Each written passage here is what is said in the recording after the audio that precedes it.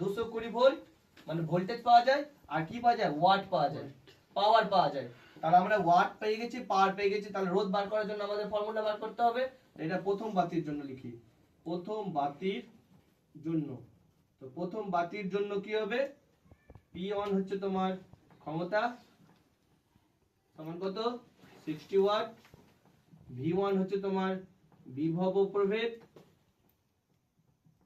কত হবে রে ভাই 220 ভোল্ট, আর R1 হচ্ছে তোমার বলো রোধ, রোধ আমরা তো এটা মান জানি না, তাহলে কি P1 R1 V1, বুঝতে পারছো কথাগুলো? তাহলে এখান থেকে R1 এর মানটা বার করতে হবে, তো V1 স্কয়ার বাই P1। তাহলে এখানে V1 এর মান আমরা কি জানি প্রথম রিডিং থেকে বলো 220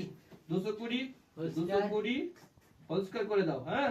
আর এখানে P1 এর মান কত আছে ভাই 60 ওয়াট। তাহলে এই ভাবে করে রেখে দাও। এবার চলে আসে দ্বিতীয় বাতি।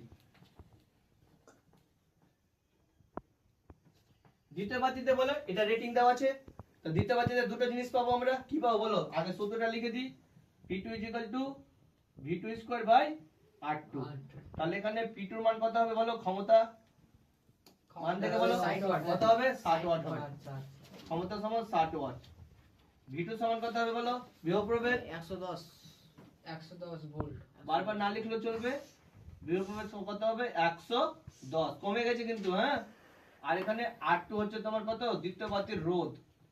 এগুলো প্রত্যেকটা টার্মকে ডিফাইন করতে হবে, কারণ ফিজিক্সে আমরা জানি না, কোন স্যার বুঝতে পারবে না যে তুমি কোন টার্মটা ইউজ করছো। তুমি পাশে যতক্ষণ না বুঝতে পেরেছো লিখেছো, যতক্ষণ পর্যন্ত তুমি টার্মগুলো লিখবে না ততক্ষণ পর্যন্ত আমরা বুঝতে পারবো না।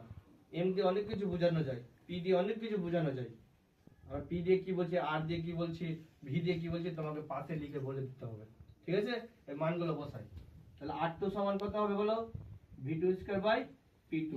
তাহলে V2 এর মান কত আছে বলো 110 এর হোল স্কয়ার হয়ে যাবে, আর P2 এর মান কত আছে 60 ওয়াট, 60 বসতে দিলাম। তাহলে এই মান আর এই মানের মধ্যে তোমাকে কি বার করতে হবে, অনুপাত। লিখো তাহলে, প্রথম বাতি ও দ্বিতীয় বাতির মধ্যে রোধ, রোধ মানে কি হবে বলো, R1 R2। R1 এর মান কত আছে বলো, 220 স্কয়ার বাই 60, অনুপাত কত হবে বলো 110 স্কয়ার বাই 60। এইটা 60 আর 60 শর্টকাটে কেটে দিলাম, ঠিক আছে?